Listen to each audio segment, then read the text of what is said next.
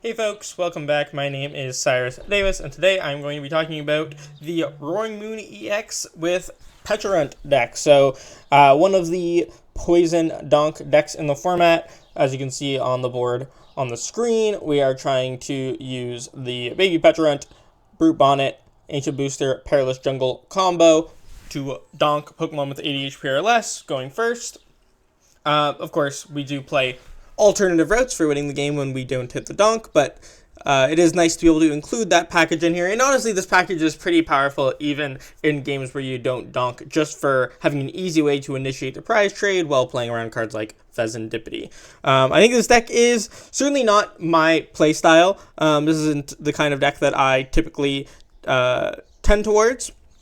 But I think that it is a bit slept on right now. It's seeing a little bit of play, but isn't incredibly popular. And I specifically think that it has pretty good matchups against most of the finalist decks from Monterey Regionals this past weekend, the Gardevoir and Blissey Munkidori. Blissey Munkidori especially, I think, is very favored, and Gardevoir I actually think is more favored than people think. That's probably a controversial opinion, but we'll talk about sort of why I think that going on into the matchup section and sort of how to approach that matchup. Without further ado, let's hop right into it, starting with the Pokemon. So we have two Roaring Moon EX, a nice, powerful attacker to combo with the Poison package. Of course, Brute Bonnet is an ancient Pokemon, and that is a key part of the Poison package, so we can sort of benefit from some of the cards from the package, like Brute Bonnet being able to be an attacker, that can be powered up by Professor Sada's Vitality, and it only gives up a single prize. And then we're already playing the 4 Ancient Booster Capsule to try to hit the turn 1 Poison Donk. So those can be used to beef up our Roaring Moon EX's HP as well, which is very, very pivotal in many matchups for making our Roaring Moon EX's difficult to knock out. And of course, Frenzy Gouging, just a very, very powerful attack, allowing us to one-shot anything. Very good into Dragapult, very good into Blissey, very good into anything that has above that sort of Calamity Storm range of damage, which is pretty decent in combination with Poison. Especially we can do up to 30 damage between turns with Poison when we're attacking with something like Calamity Storm, so we can get up to 250, allowing us to KO basically anything that isn't an evolved Pokemon EX. And of course, that when Poison is what allows us to take the KO, allowing us to play around and flip the script. That is really nice as well. The Calamity Storm doing 220 is very nice in things like 230 HP, 240 HP-ish ranges for being able to play around Fezandipiti. Then we're playing 2 copies of Pecharunt EX, just since all of our attackers are Dark-type Pokemon. Just allows us to make sure that we always have mobility to get our Dark Pokemon active. Also makes the Poison Donk much, much easier, since we don't actually need to find a way to get to retreat. We can just get a Pecharunt EX down and use that to bring our Pecharunt up. We never want to prize this. We want to have access to Pecharunt EX every game, so we are playing 2 copies. It's also a decent attacker late game. Can be used to get up to up to 300 damage when our opponent has 5 prize cards, so pretty powerful. And of course, it can get up to even 330 in combination with Poison, right? So allowing us to one-shot things like Dragapult. Then we have 2 copies of the Pecharunt, just because we don't want to prize it. We're trying to use this to get our donks off. Also very nice to start with it so that we don't have to find a way to get it active. But we're mostly just playing 2 copies so that we do not prize it when we want to use it. But it's a toxic subjugation ability, making Poison do 50 more damage between turns, allowing us to get up to 80 damage in combination with Perilous Jungle to go ahead and donk anything with 80 HP or less. Poison Chain is a decent attack that we can use, allowing us to do 10 damage, poison our opponent's active Pokemon, and prevent retreat. So it can be a way to just sort of trap something active and do some damage to it, but for the most part, we are not using Poison Chain. I don't think I've definitely used it before, maybe to take a knockout on something like Badoo, but doesn't come up a ton. But Retreat Lock is still a very good effect that you should watch out for situational uses from. Next, we have 2 copies of Brute Bonnet. The Toxic Powder ability is what enables all of our poison, allowing us to go ahead and put an Ancient Booster Capsule on this and poison our opponent's active Pokemon, poison both active Pokemon. Rampaging Hammer, doing 120 for 3 energy isn't amazing, but it can get up to 150 with the combination of poison damage. And just as a single prize attacker that can hit for weakness against things like Mew EX or Latias EX, it is a fairly strong secondary attacker when we need to. It's also just, we want more Pokemon to put more ancient Pokemon in play to Sada onto, especially in combination with an Energy Switch. If we want to set up a Roaring Moon EX in one turn, we have to go Sada, attach, Energy Switch onto the Roaring Moon. So Brute Bonnet allows us to not need to have a second Roaring Moon EX in play. We can just sort of have Brute Bonnet, Roaring Moon EX, Sada onto both, and then Energy Switch off the Brute Bonnet onto the Roaring Moon. I do power the Brute Bonnet up as a single prize attacker quite often, though. 2 Squawkabilly, because we want to use this every game to push for our Poison Dunk, and just have strong starts in general. The deck really relies on that turn 1 Squawk for that push, that draw power push, to make sure that it hits the turn 2 Sada or the turn 1 Poison Dunk, or the turn 1 Sada when you're going second. Playing 1 copy of Fezandipiti, of course. We can power this up with Energy Switches to go for a Cruel Arrow, but we're obviously mostly just using this for Flip the Script, like in any other deck. Just having that additional draw after we're knocked out allows us to draw it, a bigger hand off of things like Iono, or just push for it to find our Sada or other pieces at any point in the game more consistently. And then we're also playing the Mu EX just for more draw. The deck definitely has trouble with Iono in general, with the pretty limited draw support. I mean, Sada only drawing you 3 cards, kind of hard to find boss at times. So playing both of the, sort of ability mons that allow us to draw out of Iono a little bit better. Especially turn 1, we can push a little bit deeper if we were to use Squawk and Seize. We can just maybe draw a couple cards with Restart, try to find our Donk. We're playing 1 copy of Baby Roaring Moon just as a better single prize attacker, and one that can be set up really easily. It's actually our cheapest attacker that can be powered up by Sada. The only one that we don't need an Energy Switch to power up, so that is a very big selling point for the card in the deck. And Vengeance Fletchling is just a solid attack. You're going to be able to knock out most 1-prizers within, a couple of turns. And then, of course, being able to knock out things like Latias EX and BBX or Weakness is very, very good as well. And we can even get enough ancient cards in the discard pile to get up to knocking out things like Gardevoir EX with Weakness. Then we're playing 1 copy of Munkidori, mostly for, of course, can be good against like any deck with Badoo that might put a bit of extra damage on us, but mostly for the Dragonflight matchup. It's actually fairly strong just in general, though, with the fact that we're poisoning ourselves too, right? So we can go ahead and use that extra bit of damage in really any game where we take some poison damage to just like, maybe push our Calamity Storm up a little bit higher. Maybe we're, if we're playing against something like Goldengo, let's say, and we go turn 1, we put a Pecharunt up in the active to take the knockout on a single prize Pokemon with poison. And then our Pecharunt is also poisoned from the Toxic Powder. And our opponent uses Counter Catcher to go ahead and take a 2-prize knockout. Well, now we can go ahead and move that poison damage that we took onto the Goldengo to put Calamity Storm, which normally caps at 250 with poison, up into that 260 range. So Munkidori can actually fix quite a bit of math in the deck, and it is very nice for that, especially because we are putting a little bit of damage on our own board as well. We can even move damage that was taken from Frenzied Gouging if our opponent doesn't knock out our Roaring Moon for whatever reason after we Frenzied Gouging. Supporters. For Sada's Vitality, of course, we just want to make sure that we have Energy Acceleration. Roaring Moon EX and Brute Bonnet are both pretty heavy attack cost Pokemon. The 3 is not easy to reach without something like playing something like Sada. So we're maxing out the count. And, of course, helps us power up our Baby Roaring Moon as well. 3 copies of Carmine, just so that we have a secondary draw supporter that also helps us push for the turn 1 Donk going first with Pecharunt. 2 Boss's Orders to make sure that we have some access to our opponent's bench. Something like Pokemon Catcher we don't really have the room for enough of to get value out of. Just taking the couple of boss for guaranteed Gus to make sure that we can bring up 2-price Pokemon effectively. And then 1 copy of Iono, just so that we do have a disruptive option at some point in the game. Also, of course, early game is going to be a decent draw supporter just to have another draw supporter in the deck. The deck definitely, with only 7 and some Pokégears, can struggle to draw cards in the game if you just don't mind a supporter. So 1 more draw supporter never hurts. And then, late game, just nice to have that 1 disruptive option. Especially because we are a poison deck and are able to play around Flip the Script a lot of the time. The hand disruption feels a lot more powerful in certain situations. items. We got 4 Nest Ball, 4 Ultra Ball. We just want to find all of our Pokemon super quickly. We're maxing out the Ultra Ball count as well.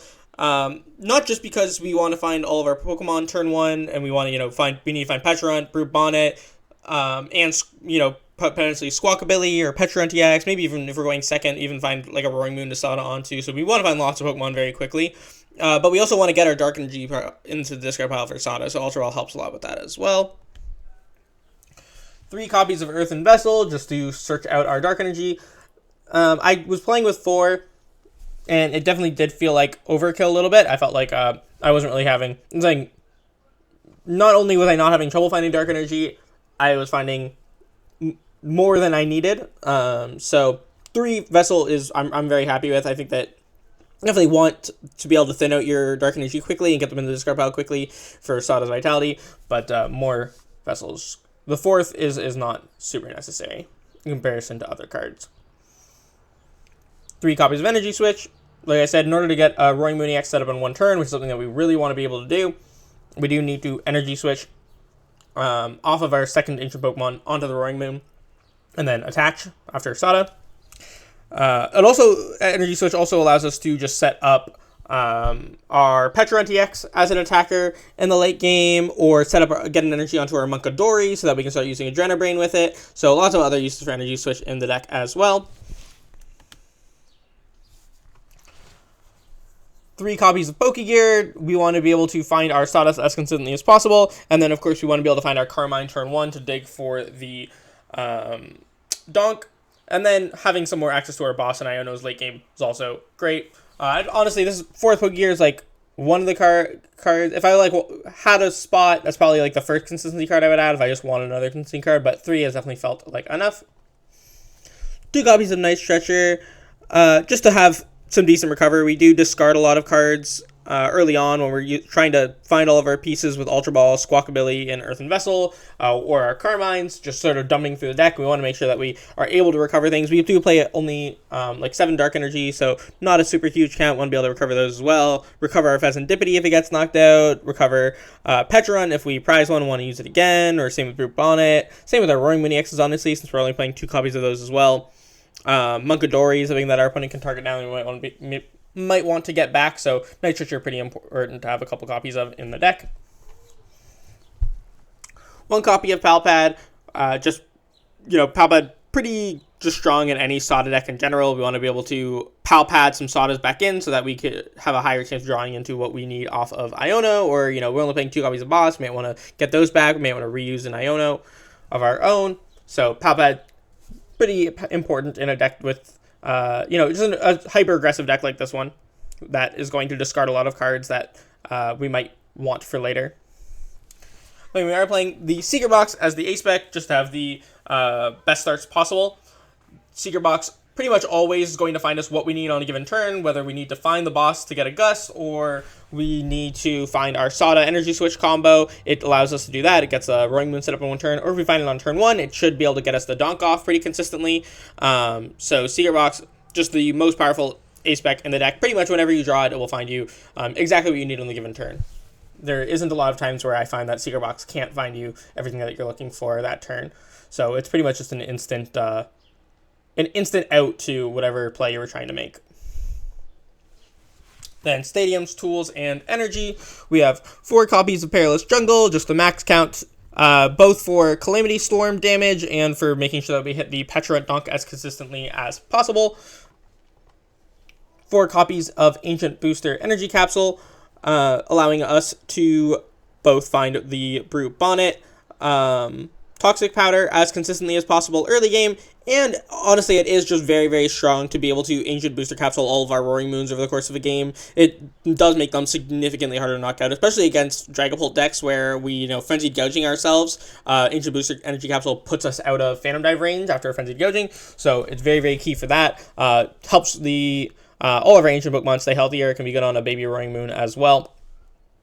So the 4 count, really, really good here. What I also I want to say about both Perilous Jungle and Ancient Boost Energy Capsule is that even when we don't get a donk off, they are needed to have like a consistent way to deal with Badoo. We really want to find these turn 1 against Badoo decks. That way, Badoo can slow us down a little bit with item lock, but it's not really applying. It's not just preventing us from taking prizes, right? As long as we have an Ancient Booster Capsule and a Perilous Jungle, we can just Toxic Powder. The Badoo dies, and our opponent only gets 1 use out of it, which is very, very important to make sure that Badoo doesn't just completely stop you in your tracks early game.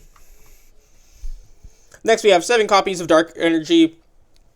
We only need to, power up 2 attackers most of the game because we're taking a couple of prizes with the Baby Pecharunt. If we need to, we can always weave in a Baby Roaring Moon as a pretty or a Pecharunt DX as a pretty energy efficient attackers. But 7 energy is usually going to be enough. We discard some to reattach with Sada. 7's basically just the count where we say, okay, like we have enough that we're going to find a couple early game pretty often, and then we can search out the rest that we need with Earthen Vessel, and then we should still have like 1 or 2 left for late game for manual attachments. Moving on to the matchup spread, starting with our favorable matchups, we have Gardevoir EX. So, like I said, this is probably the most controversial opinion in this video. That the Gardevoir EX matchup is favored for Roaring Moon, and I honestly think that you just have to play it carefully. You're always going to be at least a couple of prizes ahead, thanks to Pecharunt Poison Knockouts. It's going to be pretty hard for them to set up the Gardevoir EX because they don't get the extra draw from Flip the Script, which, they might just research into Rare Candy Gardevoir and get it set up, but even then, they still have to find, their Psych Energy in the discard pile. It's just hard for them to find all of their pieces. They're pretty reliant on as much draw as they can get, and we're able to prevent some of that with the Poison Knockouts preventing Flip. And then, of course, we are a Dark-type deck with a lot of, honestly, pretty decent single-price attackers. Brute Bonnet and Roaring Moon are not that easy to knock out with Ancient Booster Capsules on them, or, 280 HP Roaring Moon. So as long as we're Ancient Boostering all of our Ancient Pokemon, trying to avoid benching Squawkabilly when possible as, like, an easy target for our opponent, putting Mew down is still usually fine if we really need to play around Iono, but not if our opponent, takes some sort of prize lead, then we don't want to have Mew EX down. So usually we're just trying to sort of play it mostly patiently.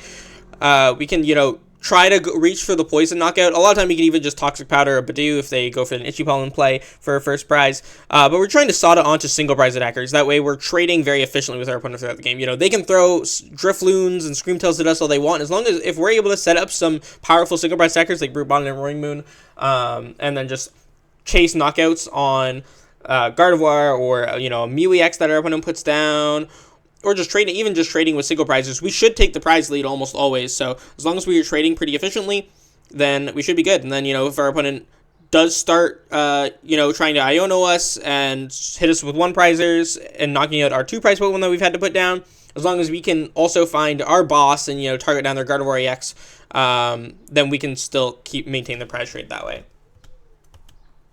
Next, we have Terra Box. Both decks sort of just are trying to trade 2 for 2 with each other, but you are almost always going to be able to initiate the prize trade thanks to Poison. That is why I consider the matchup favorite. I think it's still fairly close if our opponent just gets a better start than we do, if we sort of stumble, and then they're able to just go like 2-2-2. That can be frustrating, but you should almost always get the first prize and then be able to maintain that lead from there. Just try to not to, bench too many 2-prize Pokemon for your opponent to target down. Early game, you don't want to bench something like Squawkabilly, which can be really easy for your opponent to go like boss, knockout with like Clefairy EX.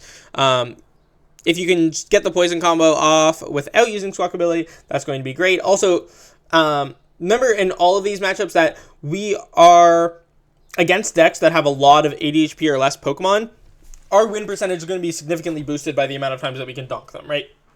We go first, they only open 1 basic, and we just get the Pecharunt donk. So, well, all of these matchups might be slightly worse if we didn't have a chance to donk, but you should always be factoring in the potential to get donked into your, and how that affects your win rates into how good the matchup is. And all of these matchups are better. Similarly to, if you watch, we're watching you when I made my cloth video, where all of your matchups where you are going to donk a non-insignificant portion of the games, your win rate is boosted by that, and thus your matchup percentage, they become viral matchups. Something that is an even matchup without donks, but then you donk them maybe, let's say, even only 10% of games, that's still going to turn it from even to favorable, even if It's even when both players set up and play a full game. Our Charladon EX, so I'm mostly talking about the poison build here because that is the most popular. I think that, you know, they don't really, neither deck really gets donks off in this matchup. The Pecharunt play is not super effective here.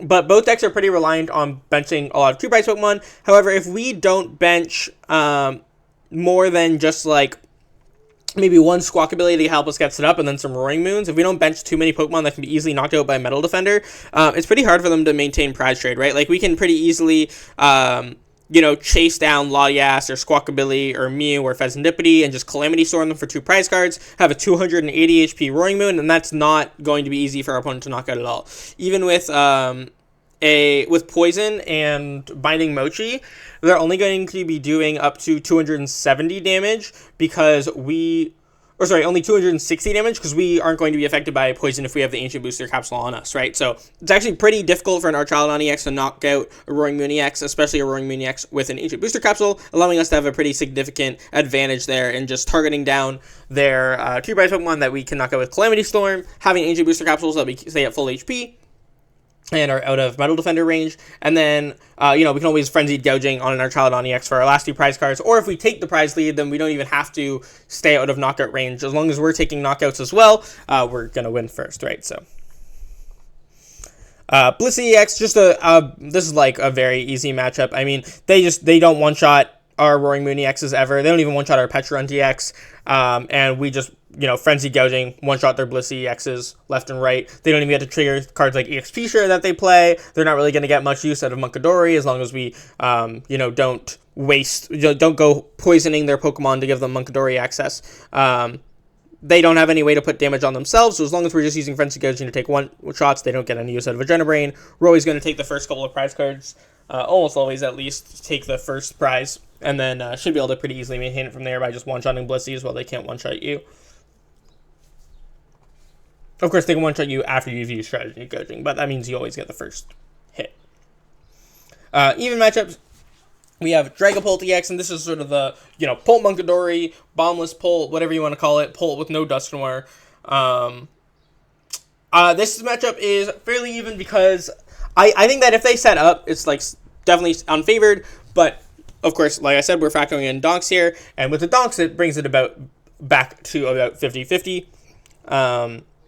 We can use, you know, we're able to Frenzy Gouging, one-shot Dragapult. We're usually going to take the first couple of prize cards with Poison. We can weave in a Brute Bonnet, single prize attacker in there. However, with cards like Blood Moon, Unfair Stamp, Super Heavy Disruption from Ionos, it's always just going to be a little bit scary dealing with Dragapult once they're set up well, especially if they don't need to bench like things like Fezandipiti. It's, you know, they force us to use Frenzied Gougings. They might even play cards like Jamming Tower, or they, you know, swing at us with they bring up like our Fezandipiti and kill it with Blood Moon and then Iono us. So they just have a lot of options.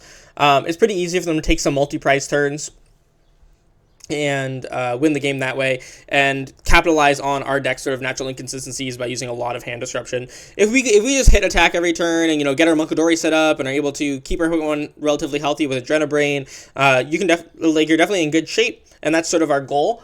But the disruption is just very, very scary here. Goldengo EX, another even matchup, and all of the even matchups, of course, are going to be like, because of donks that they even it out for us. Whereas, like, if we play a full game, our opponent's going to have a slight edge. And the Goldengo EX matchup is no different. We are trying to aim to use the Pecharunt to take our first prize no matter what, even if we don't get the donk.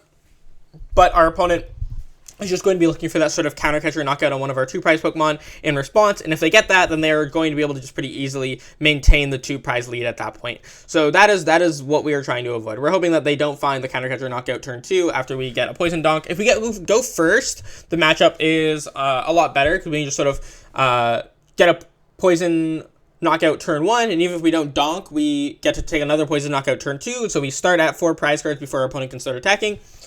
But if we miss the Poison Donk, if we don't get a knockout, even without the donk, then our opponent we'll be back into the position where we take one prize and our opponent takes two, then we take two, then they take two, then we take two, then they take two, and they're at 0 when we're at 1. So just a slightly unfavored. They just have a slightly better chance of being able to hit everything that they need as they need it.